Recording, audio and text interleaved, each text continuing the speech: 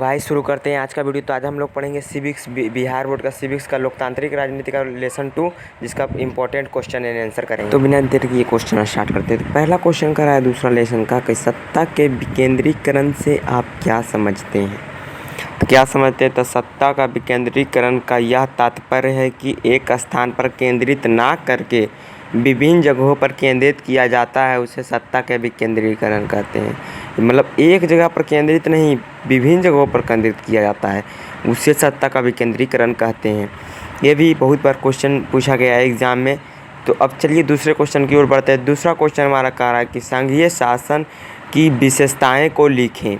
संघीय शासन की विशेषताओं को लिखिए, बहुत इंपॉर्टेंट क्वेश्चन है हमारे लिए। तो संघीय शासन की निम्नलिखित विशेषताएं हैं।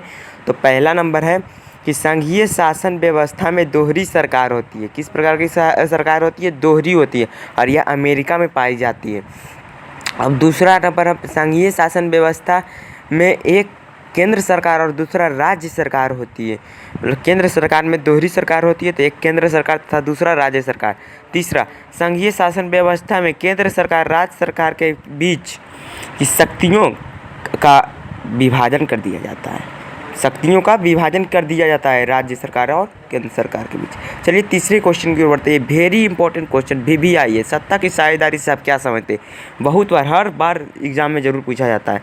तो जब कोई राजनीतिक दल बहुमत प्राप्त करके सरकार का निर्माण करती है और वह राजनीतिक दल जनता से साझेदारी कर एक अच्छे रूप में कार्य की अध्यक्षता को सत्ता की साझेदारी कहते हैं। ये बहुत इंपॉर्टेंट क्वेश्चन है, सबसे ज़्यादा इंपॉर्टेंट क्वेश्चन, हर बार एग्ज़ाम में पूछा जाता है। तो आप स्क्रीनशॉट भी ले सकते हैं। तो आगे की ओर क्वेश्चन की ओर बढ़ते हैं। तो नगर निगम के कार्यों को लिखें। नगर निगम के कार्यों को लिखें, ये भी VVI क्वेश्चन है, बहुत इंपॉर्टेंट है। तो नगर निगम के निम्नलिखित कार्य, ये तो ज़रूर लिख देंगे ऊपर में। उसके बाद नंबर वाइज लिखेंगे कि पीने के पानी को प्रबंध करना।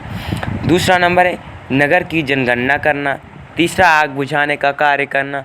चौथा, नए बाज़ारों का निर्माण करना। पाँचवा, नगर में बस आदि चलवाना।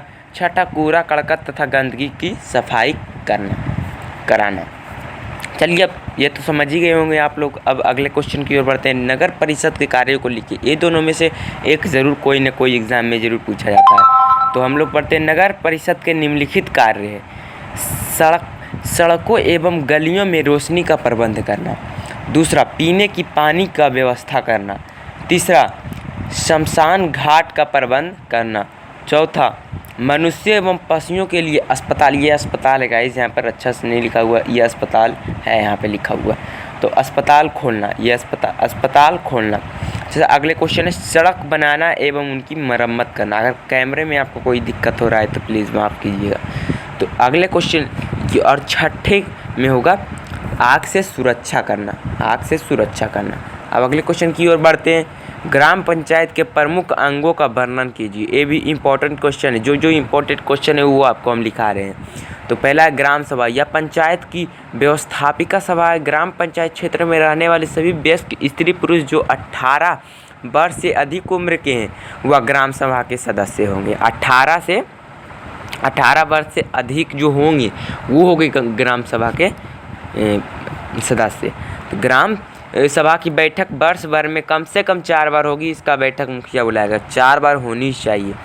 अब दूसरे में बढ़ते हैं ग्राम रक्षा दल। ग्राम रक्षा दल इसी का ग्राम पंचायत का 3 अंग है। ग्राम सभा, ग्राम रक्षा दल और ग्राम कचहरी, मेन रूप से 3 अंग है। तो यह गांव की पुलिस की व्यवस्था, इनमें 18 से 30 वर्ष के आयु वाले युवक शामिल हो सकते हैं। और सुरक्षा दल का नेता होता है जिसे दलपति कहा जाता है। ये भी क्वेश्चन हर बार पूछा जाता है, दलपति किसे कहते हैं? तो गांव के सुरक्षा दल को दलपति। इसके ऊपर गांव की रक्षा और शांति का उत्तरदायी रहता है। दलपति का भी आप डिफिनेशन कर सकते हैं। अब ग्राम कचहरी आ गया। यह ग्राम पंचायत की अदालत है जिसे न्यायिक कार्य दिए गए हैं तथा प्रत्येक ग्राम पंचायत में एक ग्राम कचहरी स्थापित की जाती है जिसमें प्रत्यक्ष निर्वाचित एक सरपंच होती है जिसकी कार्यकाल 5 वर्षों तक होती है। कितने वर्षों तक होती है? 5 वर्षों तक। तो अगले क्वेश्चन की ओर बढ़ते हैं। तो नगर निगम के संस्थाओं का वर्णन कीजिए। नगर निगम के संस्थाओं का वर्णन कीजिए। नगर निगम के 3 प्रकार की संस्थाएँ होती है। कितनी प्रकार की? 3 प्रकार की। तो पहला है नगर पंचायत। नगर पंचायत ऐसे स्थान जो गाँव से शहर के रूप लेने लगते हैं। ऐसे स्थान जो गांव से शहर के रूप लेने लगते हैं वहाँ स्थानीय शासन चलाने के लिए नगर पंचायत का गठन किया जाता है। जिस शहर की जनसंख्या 12,000 से 40,000 के बीच होती है वहाँ नगर पंचायत की स्थापना की जाती है और नगर पंचायतों के सदस्यों की संख्या 10 से 37 होती है। तो कोई पूछेगा कि जनसंख्या कितनी होती है नगर पंचायत के, तो 12,000 से 40,000, इसकी सदस्यों की संख्या 10 से 37। इसमें कन्फ्यूज नहीं करना है। दूसरा है नगर परिषद। नगर पंचायत के से बड़े शहरों में नगर परिषद का गठन किया जाता है। वैसे शहर जिनकी जनसंख्या कम से कम 2 लाख से 3 लाख के बीच होती है वहाँ नगर परिषद का गठन किया जाता है, जहाँ पूरी जनसंख्या का 3/4 भाग आजीविका के लिए कृषि छोड़ अन्य कार्य में लोग रहते हैं। ये भी पूछा जा सकता है क्वेश्चन। और नगर परिषद में कितने लोग रह सकते हैं, तो 2 से 3 लाख के बीच लोग रहते हैं। अब अगले क्वेश्चन की ओर बढ़ते हैं। नगर निगम, ये भी तीनों का वर्णन हमने कर दिया है। तो पहला था नगर पंचायत, दूसरा था नगर परिषद, तीसरा था नगर निगम।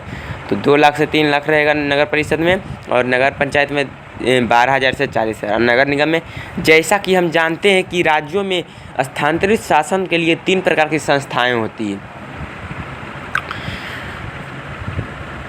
इन तीनों संस्थाओं में नगर निगम बड़े शहरों में स्थापित किया जाता है जिस शहर में जनसंख्या 3 लाख से अधिक होती है, वैसे शहरों में नगर निगम की स्थापना की जाती है। अगर आपने ऑब्जेक्टिव का क्वेश्चन नहीं देखा है तो मेरे इस डिस्क्रिप्शन में जाकर लिंक पे ऑब्जेक्टिव का क्वेश्चन भी देख सकते हैं। भारत में सर्वप्रथम 1688 में मद्रास में नगर निगम की स्थापना की गई और नगर निगम की वार्डों की संख्या 75 तथा न्यूनतम 35 तथा महानगर निगम के प्रधान का मेयर या महापौर भी कहा जाता है। मेयर भी कह सकते हैं, महापौर भी। इसके पहले वाला जो वीडियो नहीं देखे जाके देख सकते हैं, कन्फ्यूज नहीं होगा। ऑब्जेक्टिव वाला था, बहुत इंपॉर्टेंट। दबाव समूह किसे कहते हैं? लोगों का वैसा समूह जिसमें अपने मांगों के प्रति जो सरकार पर दबाव डाला जाता है उसे दबाव समूह कहते हैं। मतलब सरकार पर जो दबाव डालते हैं हम लोग दबाव समूह में उसे, जैसे कि राम मंदिर में भी हुआ था। ऐसे कुछ लोग, मुस्लिम लोग कह रहे थे मस्जिद बनाएंगे और हिंदू लोग कह रहे थे कि मंदिर बनाएंगे।